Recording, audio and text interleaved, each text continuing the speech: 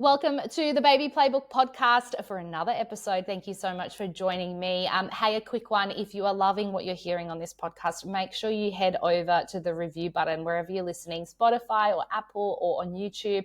Make sure you subscribe so that we can get this out to a lot more people and get some really, really great guests on as well to share their tips and tricks. This week is a bit of a part 2 episode. Now, if you didn't listen to part 1 last week, make sure you tune in on that.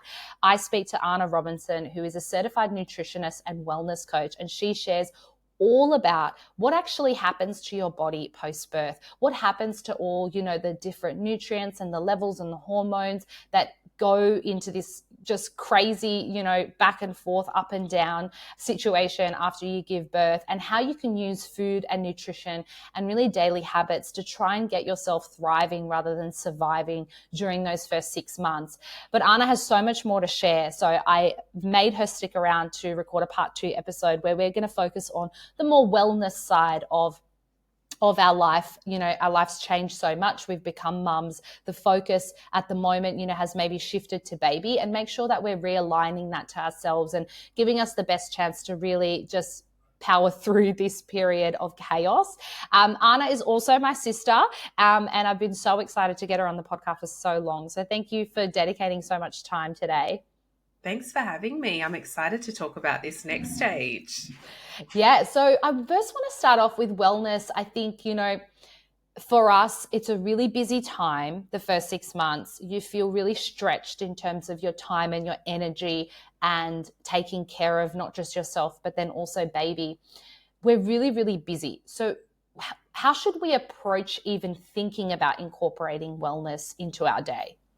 Yeah, I think a couple of things here. The number one thing for definitely that I'm always talking about is advocating for yourself and just simply asking for help.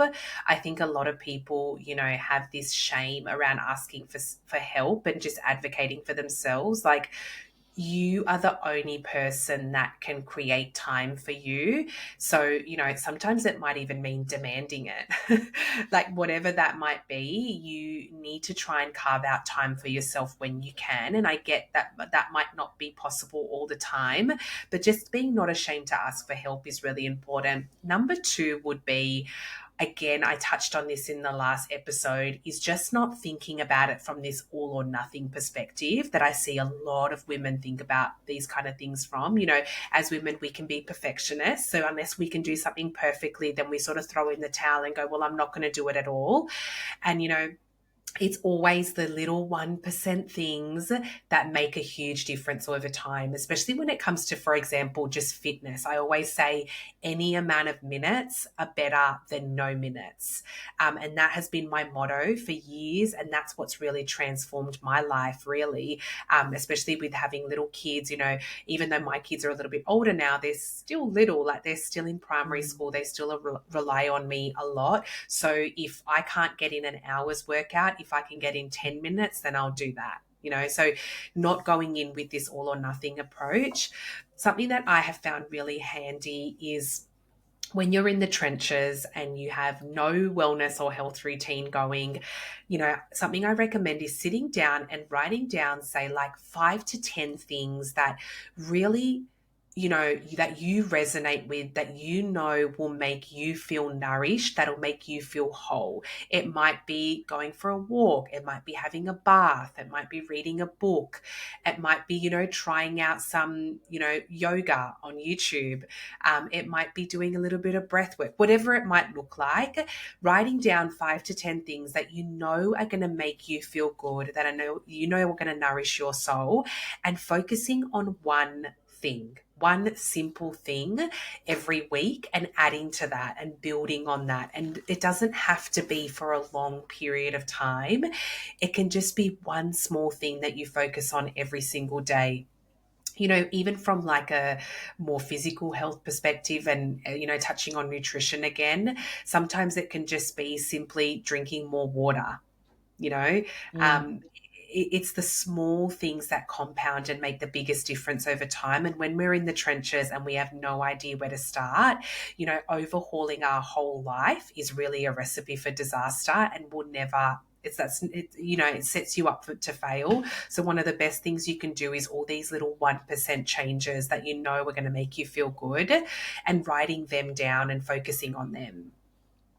Yeah, and I think as well is like being realistic about it. Like, for example, this is so small, but I know when you told me about this tip of like, before you have your coffee, Nikki, I know you're not going to give up coffee because you love it, but she's like, you said, have a glass of water and like squeeze a little bit of lemon in it. And I'm going to be really transparent with you. I did that for like 2 or 3 weeks, but I realized that I really don't like the taste of lemon in my water. So Nick was like to me, just don't squeeze the lemon in it. At least you're getting the water. Do you know what I mean? So I feel like I was like, I'm not going to just stop having this lemon water because I don't like it. I just don't like the taste of it. I'm actually just going to keep having the water element. So it's like also being realistic. You don't have to be so hard on like every single rule. I love that idea of like you write down actually what really works for you and then you apply that to actually what you can achieve that day. Yeah, definitely. And, keeping it based on what really sits right with you, that's really important. My list is going to be totally different to your list. Mm. Really, just things that, we don't want to necessarily go in with this approach of fitness and diet. It's really at this stage thinking about things that are going to calm your nervous system, that are going to really nourish you and make you feel good. And that list is going to be different for everyone. And that's what we want to be focusing on in the first 6 months. And now I want to go into like a bit of the mindset as well that you need to shift. And we spoke about this in last week's episode as well, about the fact that, we live in this society where it's like celebrated if you can do everything by yourself and not ask for help. And it seems like a bit of an achievement. I also think that what a lot of us struggle with in the first 6 months, especially as mums, is like we really like grieve our old self. So we all of a sudden, our entire life has changed. We've really like taken aback by that. And for example, as a really simple example, like before I gave birth, I was like an F45er. And so I would go to F45 5 times a week. And that was like my life and that was who I am. And then all of a sudden, when I realized like I actually can't achieve that, it was like I had failed miserably at that if I Yeah. couldn't go back to that. So talk me through a little bit of more the mindset. Like how can we shift what our expectations are of ourselves? And then also on that note as well is touching on the mum guilt, which becomes really like a huge barrier for us to even take 5 minutes for ourselves each day. Yeah, definitely. And look, at the end of the day, it's inevitable that we do go through that. I think it's also part of human nature to really, be sort of reborn again when we have kids, and all of a sudden it's like, okay, I actually have no idea who I am. I think that part of it is almost really beautiful to go through and acknowledge in the moment. I know it can feel really overwhelming, but just know, as someone that has older kids, it really is one of the most liberating things that you will go through. And eventually you will find yourself and it'll be an even better version of you. But I think definitely in the moment that can feel so overwhelming. I think from a mindset perspective, it's really important to remember that you are still your own person. And I think this is what a lot of people lose in those first, few months of motherhood. They really forget that they are their own person. And this is something that I did myself, and I'm guilty of it. And I know you experience this as well. It's all of a sudden we feel like we've lost this complete identity of ourselves, and it almost feels like we've lost this physical person as well. So I think Mm. just always remembering that you are your own person. Yes, you've got this tiny little human relying on you for everything, but you and that person are two different identities. So really always remembering that. I think that's so important.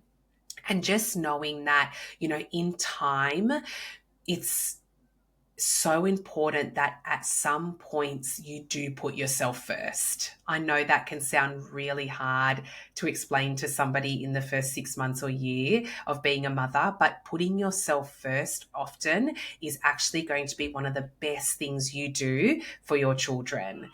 Um, that mum guilt of feeling selfish or guilty to prioritize our own needs is again a recipe for disaster and a recipe for burnout.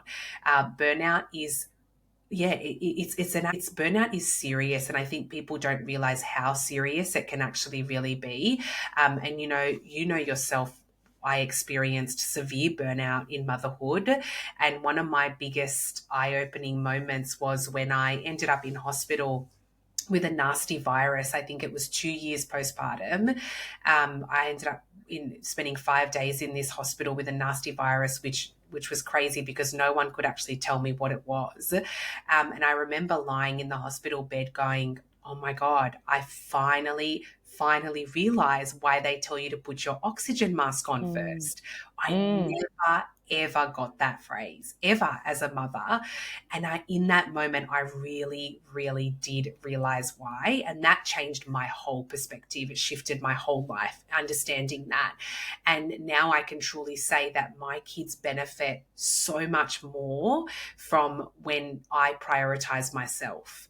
Something that I really struggled with, I remember when Maya was really little, is I used to go for my walks and jogs, and that was something that I loved doing when I started nourishing myself again. And she would cry at the door and scream, "Mummy, don't go." And I remember for the first few weeks, I'd feel so guilty. And I'd be like, oh, I better not go because I'm traumatizing her, which is just wild. Anyway, because she was fine. She was with her dad. Like, she wasn't being traumatized. Dramatic. You know what? Afterwards, I started, leaving her.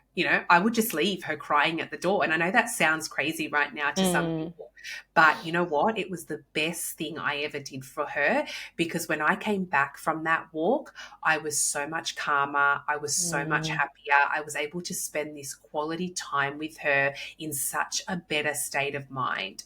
Something that I don't regret a lot of motherhood, but something that I do regret is not nourishing my own mind and wellness earlier, because I was in such a state of burnout. I actually don't remember my kids as being babies as much, especially Maya, because I had Bo and Maya so close in age. And when Maya was born, I was just absolutely in the trenches, just surviving every day. And because of that, I actually don't remember her much as a baby, which is really sad. And that I always get reminded of that when I take time for myself, because I know that when I take time for me, when I come back, I'm so much more present. And when I'm present, I absorb these beautiful memories and moments with the kids so much more effectively, because I mentally am at the ability to do that. I physically have the ability to do that. And that's why it's so important that we never feel selfish or guilty for prioritizing our own needs as a mother, because when we're nourished, that benefits everyone around us. As a mum, we are the heart of the home. Everything stems from us. Health and wellness stems from us. The other thing that's really important from this perspective as well is that, when I go for these walks while Maya's crying, I actually want her to see me push through and go, because I want her to do that in the future. I don't want her to sacrifice her own health and wellness for anybody else. I want her to prioritize her own needs, and it's really important that we are projecting that as mums as well. Yeah, it's such a great way to set an example as well, and to kind of give that context for your kids as well. I know sometimes when and we'll talk about exercise in a second, which it's taken me 3 years, but I've finally figured out a routine that works for me. The kids join in, because I have to do it at home. I just can't dedicate myself to an external exercise at this point. And they join in, and that really warms my heart, because I go, wow, they can actually see how important this is to my day. And that just sets those little examples from the start with them. Let's talk about exercise, because this is a really hard one for mums and parents in general to get back a hold on. And I want to share a little bit at the moment about you'll talk about it as well. I know you love your walks and how beneficial they are for you, but I've struggled for a long time in, as I said, letting go of what I used to be able to do in terms of exercise and like how much time I used to be able to dedicate it. And it was only really in the last like year, I wish I found this earlier, but that I kind of sat with myself and I was like, okay, what can I actually achieve? I'm balancing this, this, and this. And then I went, okay, what I can actually commit to every day. And if I can do more in one day than this is what the bare minimum has become, that's great. But the bare minimum for me at the moment is I do a 10-minute YouTube exercise. It's also free because I go, okay, at the moment, cost of living, I can't afford a gym membership. And then I do a 5-minute stretch. So that's 15 minutes. And that's like my bare minimum that I commit to 5 days a week. And once I did that, once I went, okay, I'm going to stop trying these like 45-minute clips or that always get interrupted with the kids or whatever, I feel so much more like I've achieved something because I've been able to manage that every day. And you're more likely to do it. You're more Yeah. likely to go, I'm going to do it today and every other day because Yeah. it's achievable. And that's so big with exercise. Yeah. So talk me through, what are some ways in which we can even just incorporate some form of exercise during that time? Yeah, definitely. Look, ideally, I would say walking is a really great place to start. You know, I love my walks, but walking is actually so much more powerful than what people think. You know, there was one study that found just 10 minutes of walking a day actually uh, lengthened someone's lifespan by a decade. So this goes back to don't underestimate the amount of minutes that you can get in, whatever they look like. You know, if you have to walk with the baby, that's totally fine. Ideally, you do want to go on your own, make it your own thing in your own time if you can. But walking is a really great place to start from a physical perspective and also from a mental perspective as well. You're getting your steps in. It helps reduce inflammation in the body, which is really common during motherhood. And it also boosts our feel-good hormones, serotonin and dopamine. And as a mum, I can tell you that we're really lacking on these feel-good hormones. So anything you can do to boost these beautiful hormones, the better. And walking is a really powerful way to do that. And I love that you mentioned the free YouTube. I did free yoga on YouTube for years and I still do it at home from time to time. We can link to a great channel. I do yoga with Adrienne and I recommend this to so many different people, but she has so many incredible free videos that you can do anywhere from 5 minutes to 20 minutes to half an hour, whatever time you have.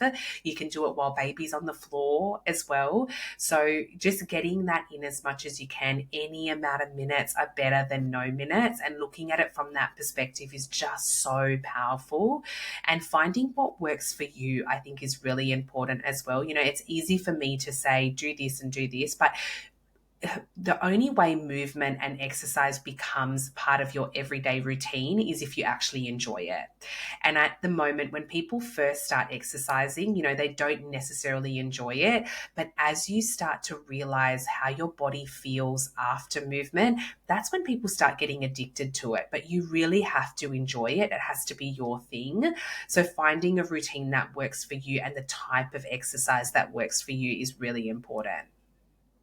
Yeah, I can't count how many times and how many friends I've done this as well before is like you also I feel like at that 6 to 1 year mark of a baby, I did it as well. I go, okay, I'm gonna get a gym membership. Yeah. And then because you feel like, okay, well, if I get the gym membership and I'm paying for it, I'm going to have to use it. And then really slowly, you can't go. And then you feel like you're wasting money. And it's this like really toxic cycle of like, you once again feel like a failure because you've set the bar too high. It's really hard to accept that, but we just set the bar too high. So yeah, as you said, like, keeping it simple, keeping it free, keeping it at home even, or keeping it local and short, that can really help you just kickstart just somewhere. Yeah, definitely. And also from a health perspective, I want to mention as well that, the gym membership and any type of HIIT training can also be quite damaging for hormones during this phase. So that's also really something that we need to be conscious of, that, any type of intense exercise in this phase of depletion is only going to make you feel worse. I get a lot of mums come to me around that 2-year postpartum mark, and they say, the last year I've been trying to do all the right things. Like I went on a diet, I started going to the gym, I got a PT, and then all of a sudden they feel so much worse than before they started. And a lot of this comes down to the fact that your hormones are not ready for any type of intense exercise. And to be fair as well, I don't think we need to be doing intense exercise to see results and to feel good. So keeping that in mind as well when it comes to gym memberships and PTs and HIIT style training, it's just really not the time for your body to be doing any of that. That's good to know. I will take that I don't need to do that. Okay, so let's talk then about, that relaxing side of things. I know you're a big fan of breath work. I know, meditation. And I know that a lot of people, as soon as you say meditation, they have this idea of like, a blissful setting where everything's quiet, which is just not really achievable as mums. So how can we look at incorporating some of that into our day? Yeah, I am a huge fan of meditation. Meditation has completely transformed my life personally. As a nutritionist, I love the power of food, and I'm a huge advocate of using food as medicine. But it wasn't until I introduced things like meditation and breath work into my life that I truly, truly started to see the biggest shifts in my health, both physically and mentally. And when I say physically, I was actually diagnosed with an autoimmune condition about 6 years ago, and told that I needed to be on medication for life. And that's when I really started delving deep into the power of food and nutrition. And I healed a lot of my hormonal and gut issues with food. But it wasn't until I started working on my mindset health and introduced meditation that I actually stopped having complete flare-ups at all. And I've never been on medication since. And I truly, truly put that down to reducing stress in my life and having tools like meditation and breath work to be able to do this. So yes, most people think of meditation and think that, they've got to be in this silent room, no screaming kids. And, or some people often say to me, oh, but I can't switch my mind off. I just can't, I'm constantly thinking, even if I try. And one thing that I do want to debunk about meditation is that you don't actually have to switch your mind off in order to meditate. The power of meditation comes when you choose to sit in a silent state. So just the power of going, I'm going to take 5 to 10 minutes to sit in this position and switch off.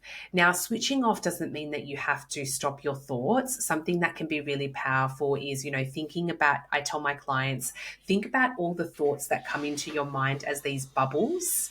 And, think about the bubble at the top of your head. And as you meditate, think about yourself just like pushing the bubble away and sort of telling it, I know you're there. I'm acknowledging that thought, but I just don't want to think about it right now. And each thought that comes in, you sort of push away like a bubble. And that's what true meditation is, because what happens is you're training your brain to say, I know you're there to that thought, but I'm just not going to acknowledge you right now. That in itself is so powerful because you are not letting that thought control you. And that's the beauty of meditation. So that's the first myth I really want to debunk. And secondly, you don't have to, shush your kids away in order to meditate. I often meditate with the kids around, and I love that they're able to watch me do that, which is also really powerful.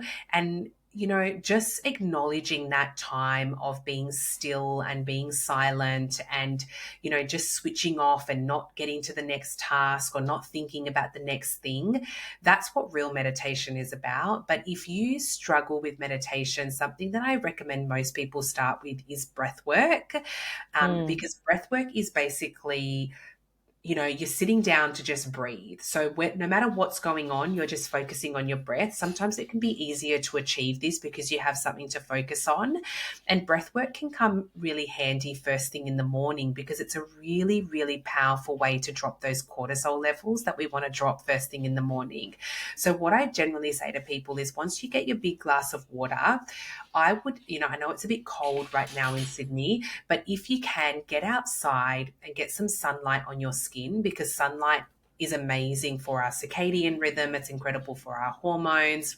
We absorb vitamin D through sunlight. Most mums are deficient in vitamin D. But while you're sitting in the sun, you've got your water, you start some form of breath work. And what the most effective breath work is generally box breathing. So you breathe in through your nose for 4 seconds, hold in your belly for 4 seconds, and then exhale through your mouth for 8 seconds and repeat. So if you repeat that anywhere between 5, 7, 8, 10 times, you have now activated your parasympathetic state. And activating, most people, especially mums, are not allowing their body to get into this parasympathetic state. And this is where our nervous system is at full calmness. We're in this beautiful blissness of calm and our nervous system has been able to re-regulate itself. This is a really powerful way to start your day. Something else that this can come in handy when, your kids are having a meltdown, you're really stressed, trying to pack lunch boxes, whatever it is. And, you go, I'm just going to breathe. Take 3 rounds of breaths. That will instantly drop your cortisol levels and activate your nervous system and help you just sort of reset rather than this cortisol just, rushing through your body constantly. So breath work is a really powerful tool to have in your toolkit as a mum. It's also a great thing to do just before you eat from a nutritional and health perspective. A lot of the times as mums, we're eating on the go, we're eating with really high stress levels, cortisol, and when we eat this way, our body actually isn't able to digest our food effectively because we're in this fight or flight state. Our body is working really hard to sort of re-regulate itself, and all the attention is going to this rather than our digestive system. So that's when you see a lot of mums get bloating and inflammation throughout the body. And a lot of the time when we're eating during high levels of cortisol, our body is also storing a lot more fat from the food that we eat as well. So just a quick handy, tip from a nutritional and physical perspective, having, a few box breaths before you actually eat a meal is also really handy. I really love that. And I think what's really great about these episodes that we've done as well is like actually understanding what's going on and how it helps, because I think it's really easy with social media and things like that to see like, your favorite influencers might be like, I'm having a much, or I go outside and do breath work, but it's like, it's not really until you understand what that's helping with or how it could make you feel or why it's really needed at this time that you might actually be motivated to, just try it out and just give yourself a go. Yeah, definitely. And it doesn't have to look a certain way either. Sometimes it might just mean that you go into your bedroom, close the door, lay on your bed and take 5 box breaths. And get back up, you've reset your nervous system and you've dropped those cortisol levels. You're not in that fight or flight state, which most women live in. And it's really important to train your body to be able to get out of that fight or flight state. Because unfortunately, we're seeing so many women living constantly 24 in this state of fight or flight. And then, we're wondering why so many of us are just so burnt out. Now, the last thing we have to talk about, Anna, is sleep, because this is a really tricky one, especially in the first 6 months. I think what we don't realize is just how dangerous sleep deprivation can be. And sometimes it really is out of our it's out of our hands. I know like you've got to tell your story about Bo. I love my nephew, but my gosh, that kid did not sleep. Still doesn't when he was a baby and still doesn't. And so I know you've felt this and like you've been through this firsthand where like it was just impossible to get some proper sleep. But what advice can you give us there? And actually, how is sleep going to really help us during this time if we can try and prioritize it?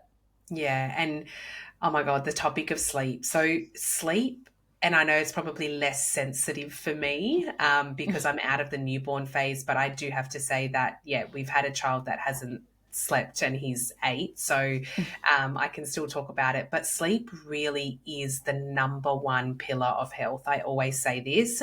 When we sleep, our body goes through this restoration process. It removes toxins from our body and from our brain. It resets our hormones. So much happens while we sleep. And unfortunately, broken sleep can really be a barrier to this. And that's why we're waking up, moody, irritable, like, just in a really bad state of mind.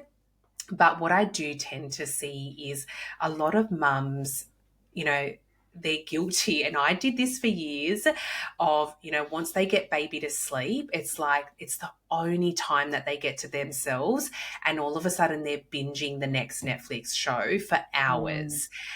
And I really have to say that this is, I get it, it's the only time you get to yourself. But the way we need to look at it is those hours of Netflix alone at night worth feeling absolutely crappy all day? We Mm. need to be focusing on things that are going to make us feel good and in a better mood and energized through the 8 hours to 12 hours we're awake during the day, which is so much more important than the few hours of Netflix we get at night. So that is really important. And I know it's easy for me to say that now, but it truly is. So what I tend to tell a lot of people that I work with is, if you're staying up late watching Netflix, try start rewinding your bedtime in 15-minute intervals every single night until you're really up in bed for 8 to 9 hours. I know that can seem like a lot, and when you've got broken sleep, Mm. all of the hours that you can get in your bed absolutely matter. All of those hours that you can give your body rest are going to make a huge difference to your physical and your mental health. So, I get it, even if it's broken and all of that, just get to bed as early as possible to give your body that time to go through that restoration process, because this is just so important as women for our hormones, for our nervous system, for everything. Yeah, I think one tactic that I adopted as well, which really helped us, I talk about this on episodes, but we introduced a bottle really early and with Noah, and that bottle was allocated to be the dream feed each night, which was something that Yeah. happened at like 10, 11 o'clock. So what the routine was that I knew I was going to be getting up during the night. So as soon as we put Noah down at that, like whatever it was, 6:37 mark, I would actually go to bed latest like 8 p.m. because Nick would be able to, my husband would be able to do the dream feed. So then I thought, okay, if I can at least get sleep from 8 o'clock to, let's just say the first wake up is like 1 a.m. or something, I go, okay, well, I've gotten 4 to 5 hours and then I can just like handle the rest of the night. I just felt like if I can at least bag one period of like a Yeah. decent restorative sleep. And that's like an element of that as well is mums being able, and we just spoke about this, being able to say, okay, actually, I'm going to ask for help here. Can you please do this bottle? I'm going to allocate this to you, because of course Nick was sleeping through the wake ups because I was getting up for those other ones. So it's about like also working as a team and being able to say, okay, well, in order to do this, I actually need a bit of help. Yeah. So can you do this for me? And then I'll be able to get up for the other. So to have that negotiation, do you know what I mean? Like be Mm. able to ask for the help so that you can actually get something in for yourself. Yeah, and that's a really good example of actually prioritizing sleep, because Mm. most mums I see would, take that opportunity to sit on the couch and watch Netflix and do nothing. And not that I'm shaming anyone for that, because I get it. It's the only time you get to yourself, like your body, you don't have someone attached to you. Mm. But, I can honestly tell you now, you are, heading towards burnout if you don't in some way prioritize sleep. And from a sleep, tips perspective, there's so many things we can do on a night routine, making sure that we can add, if you struggle to fall asleep, you can add in some form of magnesium to help you do Mm. that. Making sure that you are off screens for a good amount of time, so we're not waking our body up, using red lights, which I find really effective. We got red light lamps all through upstairs to make sure that we're not switching on those blue lights. Doing your skincare, having a hot shower, all those little things that can help you fall asleep easily, because I know a lot of mums as well struggle with insomnia during this phase. And again, this is associated to nutrient deficiencies and hormonal imbalances. But having a few little tips and tactics that are going to help you go into that restful sleep, at least for the first bit of the night, is really handy as well. Amazing. Well, thank you so much, Anna. We've covered so much in these episodes, which is so great. Of course, as I mentioned at the start of the episode, this is a part 2. So really important to get listening to part 1 as well. So then you have a really holistic picture of, what your body's going through, how you can help it, how you can ask for help to be able to achieve things during this time. It's such amazing information to have, and such powerful information to have to equip yourself with when you enter into this crazy period of your life that we've both been through multiple times. Thank you so much for taking the time today. Thank you for having me. I can't wait for people to tune in. And if anyone has any questions, you can reach out. I love chatting to you guys on DMs as well. But I'm hoping that this episode can help a few people. Amazing. You can catch Anna on Instagram at Nourish Us, and make sure you check out her 7-day Mama Health Reset, which is actually a really good way to get across all of this information and get so much more than just the information, but, a proper plan in place for yourself. Amazing. Thank you.